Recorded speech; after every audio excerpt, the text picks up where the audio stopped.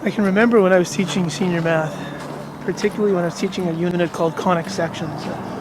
It's stuff all about parabolas and circles and hyperbolas and ellipses, that the amount of information I needed to share with the students in that class was so vast that class would start with me writing stuff down in the far left corner of the board, writing it down in columns, working all the way across to the right hand side, then jumping back to the beginning at the left, erasing and starting over again. And the entire 50, 60-minute period was spent with the kids copying down what I wrote.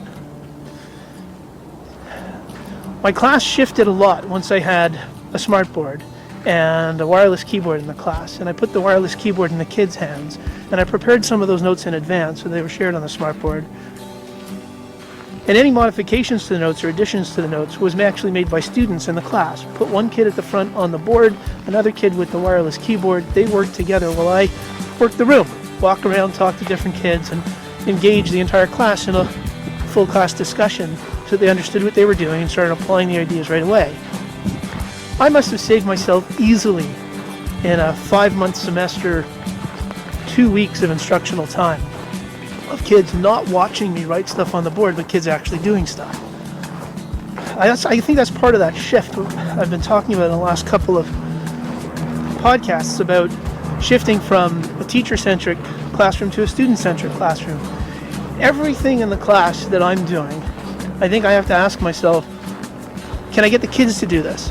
What is there about I'm doing that really, really requires me to do it? Can I get the kids to do this, and can I free myself to work the room? I was talking with some high school teachers today, and one of them was sharing about the class where they actually tried this out.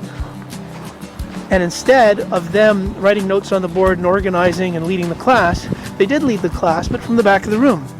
Well, they had a student up on the board taking notes and sharing and summarizing the conversation that the class was having as it was happening. I wonder what kind of stuff are you doing in your classes that maybe you could pass on to the kids? It's not an easy question, I know, but I think that if we come up with answers to that, try figuring out what is the stuff we can shift responsibility for over to the kids, I think we'll naturally have more student-centric classrooms.